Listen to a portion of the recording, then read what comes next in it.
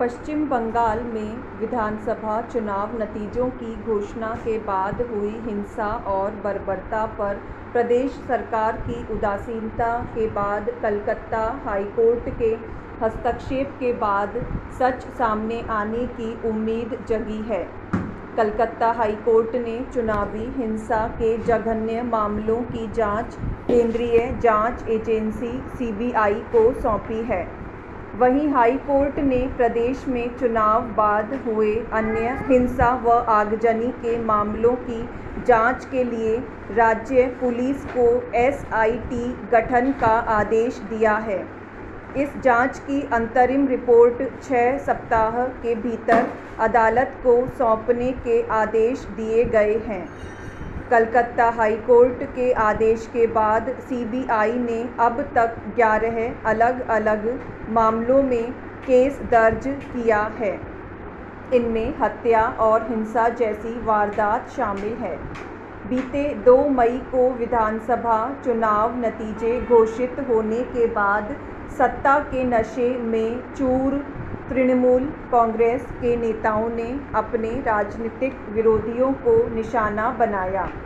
नतीजों के बाद बंगाल में व्यापक पैमाने पर हिंसा हुई, जिसमें दूसरे राजनीतिक दलों के कार्यकर्ताओं और समर्थकों को निशाना बनाया गया।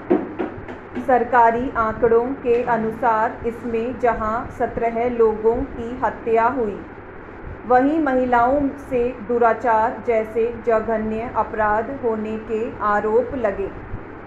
भारतीय जनता पार्टी ने चुनाव नतीजों के बाद हुई हिंसा की एक सूची तैयार की है, जिसमें हत्या, हिंसा, आगजनी और लूटपाट की 273 घटनाएं होने का दावा किया गया है।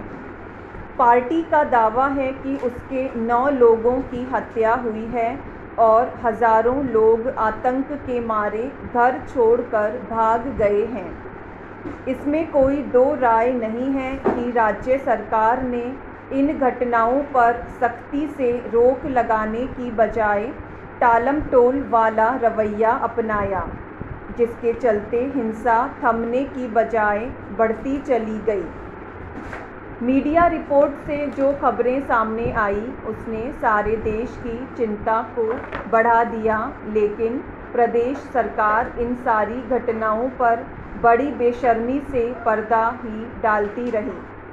प्रदेश सरकार के उदासीन रवैये को देखते हुए कलकत्ता हाईकोर्ट ने मामले का संज्ञान लेते हुए राष्ट्रीय मानवाधिकार आयोग यानी NHRC को मामले की पड़ताल के लिए जांच कमेटी भेजने को कहा था।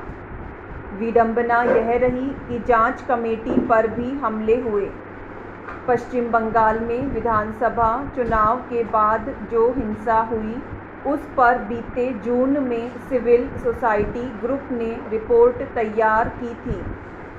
5 सदस्यीय कमेटी ने इस रिपोर्ट को केंद्रीय गृह राज्य मंत्री किशन रेड्डी को सौंपा था।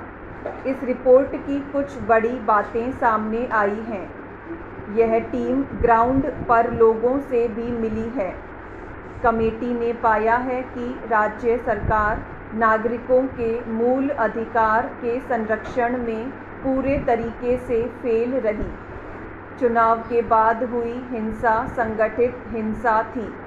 जो निर्दोष लोगों पर अटैक कर रहे थे वो criminal, mafia don, police record में सब क्रिमिनल थे। एक खास पार्टी के लोगों पर टारगेट करके हमले किए गए। पुलिस ने बड़ी लापरवाही की। शिकायत करने वाले को न्याय न देकर उल्टा उनके ऊपर ही केस दर्ज किए गए। शिकायत के बावजूद पुलिस ने किसी को गिरफ्तार नहीं किया गया। कई लोग घर छोड़कर पलायन कर गए, उनके घरों को जला दिया गया।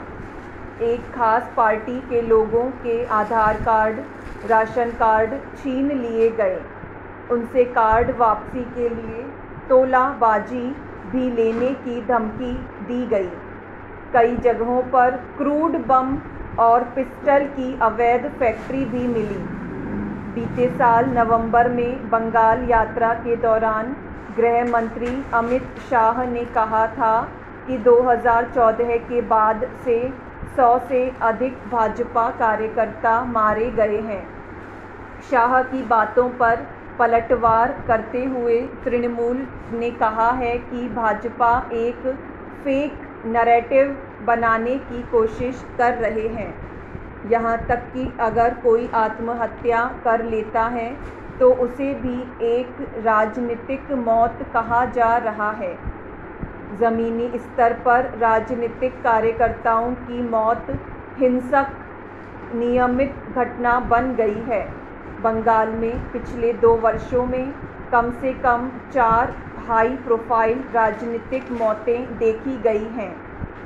बीते नवंबर में उत्तर 24 परगना जिले के टीटागढ़ पुलिस स्टेशन से कुछ मीटर की दूरी पर भाजपा पार्षद मनीष शुक्ला को गोलियों से भून दिया गया था। पिछले साल जुलाई में उत्तर जिले में भाजपा विधायक का शव रहस्यमय परिस्थितियों में लटका मिला था। टीएमसी विधायक सत्यजीत की पिछले साल सरस्वती पूजा के दिन गोली मारकर हत्या कर दी गई थी। इसी तरह प्रभावशाली टीएमसी नेता निर्मल की जून 2019 में उत्तर 24 परगना जिले के नीमडा में गोली मारकर हत्या कर दी गई। नेशनल क्राइम रिकॉर्ड्स ब्यूरो के अनुसार पश्चिम बंगाल में 2018 में सबसे ज़्यादा राजनीतिक घटनाएं हुई। भारत भर में दर्ज 54 राजनीतिक हत्याओं में से 12 अकेले राज्य में दर्ज की गई। आंकड़ों से पता चलता है कि 1999 और 2016 के बीच 18 सालों में पश्चिम बंगाल में हर साल 20 राजनीतिक हत्याएं हुई। बंगाल में सबसे ज़्यादा राजनीतिक मौतें 2009 में हुई। इसके बाद 2000, 2010 और 2011 में 38 राजनीतिक हत्याएं हुई। राजनीतिक विश्लेषकों के अनुसार राजनीतिक हत्या या राजनीतिक हिंसा पश्चिम बंगाल की राजनीति की एक स्थायी संरचना है। 1972 के सिद्धार्थ शंकर रे मंत्रालय के बाद से राजनीतिक हिंसा पश्चिम बंगाल की राजनीति का एक महत्वपूर्ण हिस्सा बन गई है। वामपंथी राजनीतिक रूप से राजनीतिक हिंसा का इस्तेमाल करते हैं, लेकिन ममता शासन के दौरान यह स्थायी हो गया है। बंगाल में जीवन के हर क्षेत्र में हिंसा जनता को जुटाने और स्थानीय स्तर पर राजनीति को नियंत्रित करने के लिए एक महत्वपूर्ण तरीका है। इसीलिए अब हिंसा का इस्तेमाल सत्तारूढ़ दल द्वारा अपने राजनीतिक छोर के लिए व्यापक रूप से किया जाता है। यह निश्चित रूप से सच है कि हिंसा का इस्तेमाल सत्तारूढ़ दल द्वारा क्षेत्र के प्रभुत्व और नियंत्रण के लिए किया गया है, जबकि पुलिस और प्रशासन खामोश रहता है। बंगाल में हुई हिंसा और बर्बरता पर राज्य पुलिस का रवैया सरकार का पक्ष लेने वाला ही रहा। पुलिस ने निष्पक्ष जांच और रिपोर्ट दर्ज करने की बजाय सत्ता पक्ष का साथ दिया। राज्य सरकार के ढुलमुल रवैये के चलते कई बार राज्यपाल जगदीप धनखड़ को सख्त टिप्पणियां करनी पड़ी। निसंदेह आरोपों प्रत्यारोपों के राजनीतिक निहितार्थ भी शामिल हैं, जिसमें भाजपा की हार की हताशा भी शामिल है। लेकिन यदि किसी के साथ राजनीतिक दुराग्रह के चलते अन्याय हुआ है तो उसे न्याय दिलाना राज्य सरकार की जिम्मेदारी भी है। न्यायिक प्रक्रिया से हटकर इस पूरे प्रकरण में कई गंभीर प्रश्न भारतीय लोकतंत्र के समक्ष हैं। आखिर आज़ादी के 7 दशक के बाद भी किसी दल की हार जीत के बाद हिंसा क्यों होती है? हिंसा को कौन बढ़ावा देता है? सरकारें उस पर पर्दा डालने की कोशिश क्यों करती है? इसमें राजनीतिक दलों की क्या भूमिका होती है? निसंदेह हिंसा का मतलब लोकतांत्रिक मूल्यों व परंपराओं को नकारना ही है। कलकत्ता हाई कोर्ट द्वारा मामले की जांच सीबीआई से करवाने के आदेश से राज्य सरकार नाखुश होगी। दरअसल सीबीआई पर केंद्र सरकार के इशारे पर काम करने का आरोप लगता रहा है।